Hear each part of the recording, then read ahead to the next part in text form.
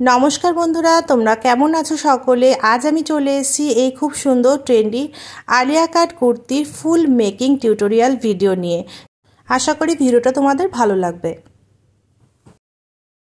এই কুর্তিটা তৈরি করার জন্য আমি নিয়েছি 2 মিটার সুতির কাপড় আর নিয়েছি 60 সেন্টিমিটার লাইলিং কাপড়, কারণ আমি উপরে টপ পার্টে লাইলিং ইউজ করব আর নিচে ঘেরের পার্টটা কিন্তু লাইলিং ইউজ করব না। তো ভিডিওটা স্কিপ না করে পুরোটা দেখো, আশা করি তোমরা বুঝতে পারবে এবং নিজেরাও এরকম কুর্তি বানিয়ে নিতে পারবে। আর আমার ভিডিওগুলো ভালো লাগলে অবশ্যই আমার চ্যানেলটাকে সাবস্ক্রাইব করে দিও, আর ফেসবুক থেকে দেখলে ফেসবুক পেজটা লাইক করে দিও। দেখো, প্রথমে আমি লাইনিংয়ের উপর কাটিং করব, সেই জন্য আমি যে 60 সেন্টিমিটার লাইনিংটা নিয়েছি সেটাকে 4 ফোল্ড করে নিলাম। 4 ভাঁজ করে আমি আমার দিকে বন্ধ দিকটা রেখেছি আর ওপেন দিকটা আছে বাইরের দিকে। তো এইভাবে আমি ফোল্ড করে নিচ্ছি। ফোল্ড করার পরে আমি প্রথমে মার্কিং করব। টপ পার্টের ঝুল আমি রাখবো 14 ইঞ্চি, সেই জন্য আমি 15 ইঞ্চিতে মার্কিং করছি, কারণ সেলাইয়ে 1 ইঞ্চি চলে যাবে। তাই আমি এখানে 15 ইঞ্চিতে টোটাল ঝুলটার মার্কিং করে নিলাম। এবার আমি কাঁধের মার্কিংটা করব। শোল্ডারের জন্য আমি নিয়েছি 7 ইঞ্চি, যেহেতু পেছন গলা ছোটই হবে তাই আমি 7 ইঞ্চিতেই মার্কিং করব। আর বগলের যে ডাউনটা করব দাগটা, সেটাও 7 ইঞ্চিতে দেব।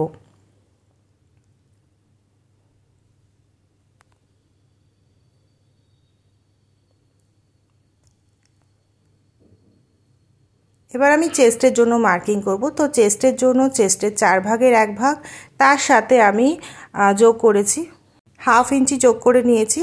তো আমার 9.5 হয়েছে টোটাল। 9.5 ইঞ্চিতে আমি মার্কিং করে নিচ্ছি এখানে।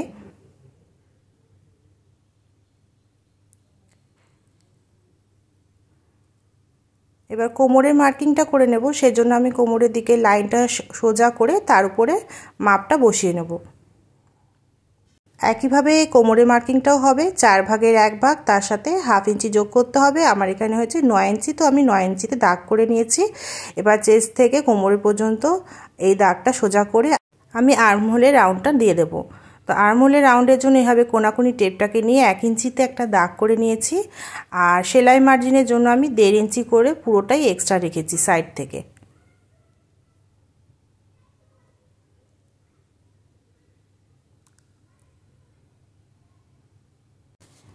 এবার দেখো, আমি রাউন্ড শেপ করে আর্মহোলের জন্য মাপটা শেপটা দিয়ে নিলাম।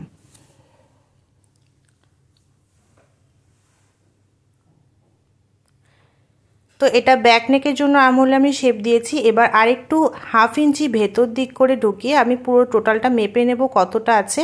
তো আমার এখানে 9 ইঞ্চি হচ্ছিল, তো আমি 4.5 ইঞ্চিতে মানে হাফে একটা দাগ দিয়ে সেখান থেকে ½ ইঞ্চি ভেতর দিকে ঢুকিয়ে ফ্রন্ট পার্টের আর্মহোলের জন্য গোলটা শেপটা দিয়ে নিলাম।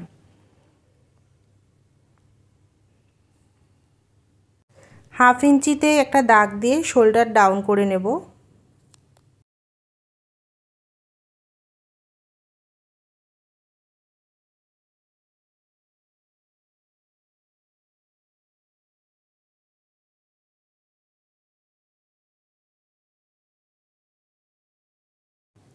এবার গলার জন্য শেপ দিয়ে নেব। তো সামনের দিকে ফ্রন্ট পার্টেরটা আগে আমি দিচ্ছি। সামনের দিকে একটুখানি রাউন্ড ভি টাইপের শেপ হবে, সেই জন্য আমি চওড়াটা নিলাম গলার 3 ইঞ্চি আর ডিপটা নিলাম 6 ইঞ্চি। এবার আমি শেপটা দিয়ে নেব। যেহেতু এই ধরনের কুর্তি সাধারণত ভি নেক শেপই হয়, তো আমি সেই শেপটাই দিয়ে নিচ্ছি। তোমরা চাইলে ডিপ আরও রাখতে পারো বেশি, তো আমি 6 ইঞ্চিতেই রাখলাম। এবার আমি ব্যাক নেকের জন্য শেপ দেব। ব্যাক নেকে আমি ডিপটা নিলাম 3.5 ইঞ্চি আর এটা ছোট আমি গোল করে শেপ দিয়ে নিলাম।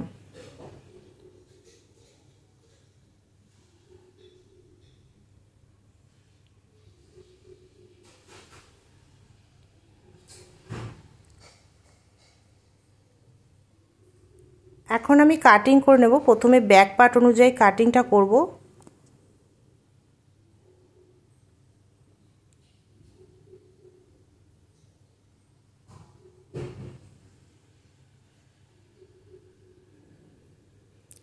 এবার ব্যাক পার্টটাকে সরিয়ে দিয়ে ফ্রন্ট পার্টের যে এক্সট্রা কাটগুলো আছে আর্মহোল এবং গলার দিকে কাটিংটা সেটা করে নেব।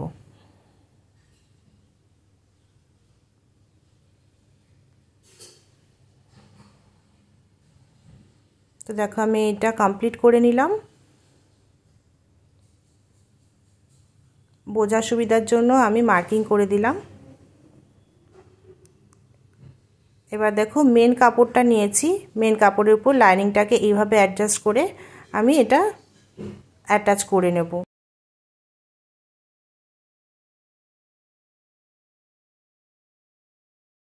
স্লিভসে কাটিং করে নেব। এটা গ্লাস স্লিভস তৈরি হবে, যেহেতু 2 মিটার কাপড় ছিল সেজন্য 3/4 হাতা হয়নি, তো আমি গ্লাস হাতা তৈরি করে নিচ্ছি।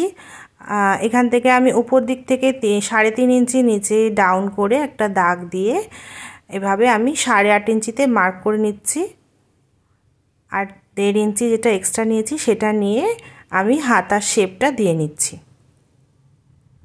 আর এখান থেকে মুহুরির দিকেও আমি 6 ইঞ্চিতে দাগ করেছি আর 1.5 ইঞ্চি এক্সট্রা নিয়েছি। তো এইভাবে খুব সহজেই হাতার কাটিং তোমরা করে নিতে পারো, যেই প্রসেসে আমি দেখিয়ে দিলাম।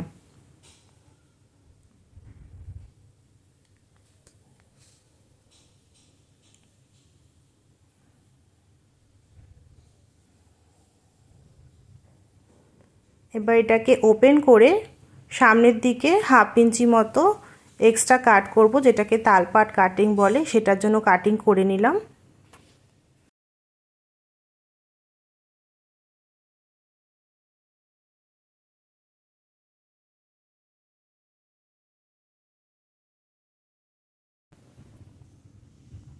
তো দেখো আমি সামনের দিকে গলাটা আগে সেলাই করে নিয়েছি। সোজা দিকে কাপড়টাকে রেখে মেন কাপড়টা তার উপর লাইনিংটা রেখে ভি নেক শেপের অনুযায়ী আমি প্রথমে শুধু গলাটা সেলাই করেছি, করে আমি এরকমভাবে কাট লাগিয়ে দিচ্ছি। কাট লাগিয়ে আমি কাপড়টাকে উল্টে দেব, তাহলে গলাটা আমাদের তৈরি হয়ে যাবে। এটা আমি পট্টি দিয়ে তৈরি করলাম না, তার কারণ আমি লেস বসাবো, তো লেস বসালে পট্টি না লাগালেও হয়। ব্যাক পার্ট কিন্তু আমি পট্টি দিয়ে রেডি করব। এবার উল্টে নিয়ে বাকি কাপড়টা আমি মেন লাইনিংয়ের সাথে মেন কাপড়টা সেট করে নেব। একইভাবে আমি ফ্রন্ট পার্ট এবং ব্যাক পার্ট লাইনিংয়ের সাথে মেন ফ্যাব্রিক অ্যাটাচ করে নিয়েছি আর করে এক্সট্রা কাপড় ছেটে নিয়েছি। এবার ব্যাক পার্ট আমি পট্টি লাগিয়ে নেব। ব্যাক পার্টটা আমি ফ্রন্ট পার্টের মতো করে করিনি, তো ব্যাক পার্টে আমি সেম সাইজের গলার মতো করে পট্টি রেডি করে ফিরে আসছি। এবার দেখো মেন যে আমাদের আলিয়া কাটের শেপ দিতে হবে সেটা আমি এখন দেব। তোমরা চাইলে লাইনিং কাটার সময়ও করে নিতে পারো, কিন্তু আমার কাছে এটা ইজি মনে হয়, আমি সেই প্রসেসটাই তোমাদের দেখানোর চেষ্টা করছি।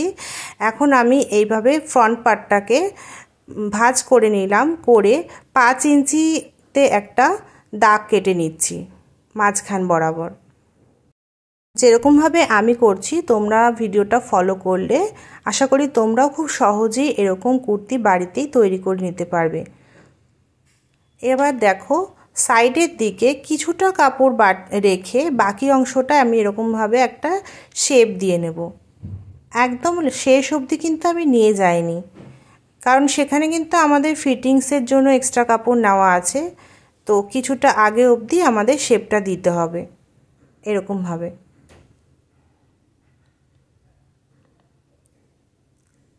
তো এবার দেখো আমি বাকি কাপড়টা নিয়ে নিয়েছি। বাকি কাপড়টা যেটা আছে একটা আমাদের ফ্রন্ট পার্টের সাথে জুড়তে হবে, একটা ব্যাক পার্টের সাথে জুড়তে হবে।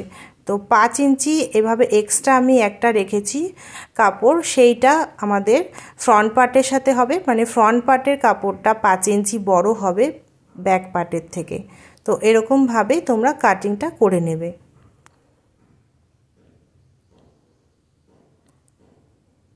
এবার দেখো ব্যাক পার্টটা কিভাবে সেলাই করব দেখিয়ে দিচ্ছি। টপের সাথে টপ পার্টের সাথে এইভাবে বটম পার্টটা ছোট ছোট প্লিট দিয়ে তোমরা সেলাই করে নেবে, তাহলে ব্যাক পার্টটা কিন্তু রেডি হয়ে যাবে পুরো।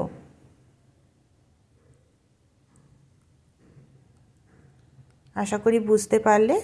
এবার ফ্রন্ট পার্টটা দেখো কি করব, যেরকমভাবে আমরা টপ পার্টটা উপর দিকে একটা শেপ দিয়েছিলাম, এইভাবে বটম পার্টটাও একটা শেপ দেব, কিন্তু এটা ঠিক উল্টো দিক থেকে শেপটা হবে, যেরকমভাবে উপরটা দিয়েছিলাম ঠিক তার উল্টো দিকে। 5 ইঞ্চি নিচে একটা দাগ টেনে নিলাম আর একদম এই বরাবর এরকমভাবে একটা ভি শেপের মতো দাগ দিয়ে নিতে হবে, সেম শেপ।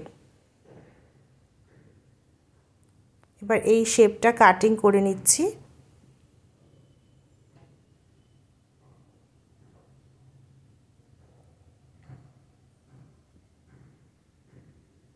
তো এটার জন্যই কিন্তু আলিয়া কাটের যে মেন শেপটা সেটা আমরা পেয়ে গেলাম।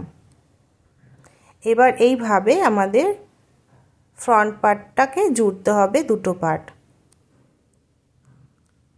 ছোট ছোট প্লিট দিয়ে আমরা জুড়ে নেব। তো শেপের জায়গাটা দুটো একসাথে এভাবে করে নিতে হবে, ধরে নিয়ে তারপরেই দিতে হবে। তো আমি এটা জুড়ে নিয়ে তারপরে তোমাদের সাথে নেক্সট পার্ট শেয়ার করতে আসছি। তো যেমনটা বলেছিলাম কুচি দিয়ে আমি জুড়ে নিয়েছি। এবার দেখো আমি একটা সরু লেস এনেছি। লেসটা দিলে কিন্তু এটা একদম আরও সুন্দরভাবে ডিজাইনটা বুঝতে পারবে। লেসটাকে কিভাবে লাগাচ্ছি দেখে নাও। গলা থেকে আমরা লেসটা লাগানো শুরু করে প্রথমে আলিয়া কাটের শেপ অনুযায়ী একদিকে পুরো লাগাবো, আর ঠিক সেমভাবে আবারও এদিক থেকে এদিকে লাগিয়ে নেব। লেসটা লাগানোর পরে ঠিক এরকম লাগছে দেখতে। তোমরাও চেষ্টা করবে যে কোনো একটা লেস লাগানো, তাহলে কিন্তু গলার জায়গাটা খুব ভালোভাবে হাইলাইট হয়। আর সেম লেস আমি হাতার বটমেও লাগিয়ে নিয়েছি।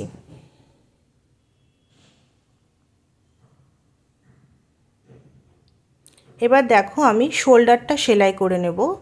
যেহেতু আমার সামনের দিকে পাটটা আর পেছন পাটটা আমি পট্টি অন্যরকমভাবে করেছি, পেছন পাটে পট্টি দিয়েছি আর সামনের পাটে আমি দিইনি, উল্টে সেলাই করেছি। সেই জন্য আমি যেভাবে দেখাচ্ছি ভিডিওতে তোমরা পুরো সেরকমভাবে যদি ফলো করো, শোল্ডারটা অ্যাটাচ করার সময় একটা পট্টির ভেতরে পাটটা ঢুকিয়ে দিয়ে, তাহলে খুব সুন্দরভাবে তোমাদের কাঁধের কাছে ফিনিশিং চলে আসবে। দেখো এরকমভাবে করলে তোমরা যখন উল্টাবে তখন খুব সুন্দর একটা ফিনিশিং চলে আসবে, দেখতেই পাচ্ছ। এবার আমি পেছন পাটের গলাটা সেলাই করে নেব, আর একই সাথে আমি হাতাটাও জুড়ে নেব।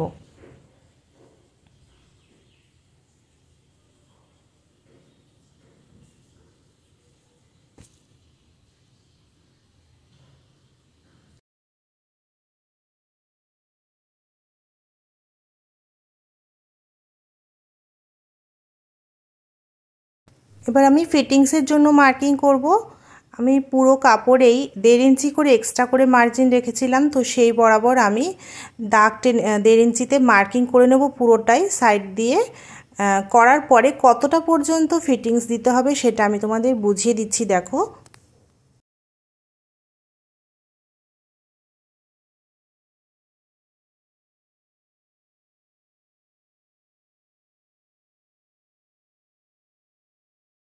তো যে কোনো কুর্তি তৈরির ক্ষেত্রে কোমরের ঠিক যতটা অংশ অবধি আমাদের ফিটিংস দিতে হয়, তো সেইটা আমি করে ততটা অংশ আমি 1.5 ইঞ্চি করে মার্কিং করে নিয়েছি। এবার একদম কাঁধের দিক থেকে 21 ইঞ্চি নিচ অবধি আমি মার্কিং করে নেব। তো এই অবধি আমি ফিটিংসের সেলাই দেব। তারপর থেকে যে অংশটা থাকবে আমি ফোল্ড করে এরকমভাবে সাইড স্লিট তৈরি করব। আর বটমটাও আমি একেবারে সেলাই করে নেব ফোল্ড করে। করার পরে ফাইনাল লুকটা আমি তোমাদের সাথে শেয়ার করছি। তো বন্ধুরা দেখো নতুন ট্রেন্ডি ডিজাইনের আলিয়া কাট কুর্তিটা কিন্তু রেডি হয়ে গেছে। আমি স্টেপ বাই স্টেপ তোমাদের বোঝানোর চেষ্টা করেছি। আর ভিডিওটা কেমন লাগলো তোমরা আমাকে অবশ্যই কমেন্টের মাধ্যমে জানাবে। ভালো লাগলে লাইক করো, বন্ধুদের সাথে শেয়ার করো, আর আমার চ্যানেলটাকে সাবস্ক্রাইব করো এরকম আরও নতুন নতুন আইডিয়া পাওয়ার জন্য। দেখা হবে নেক্সট ভিডিওতে নতুন কোনো টিউটোরিয়ালের সাথে। সকলে ভালো থেকো, সুস্থ থেকো, টাটা।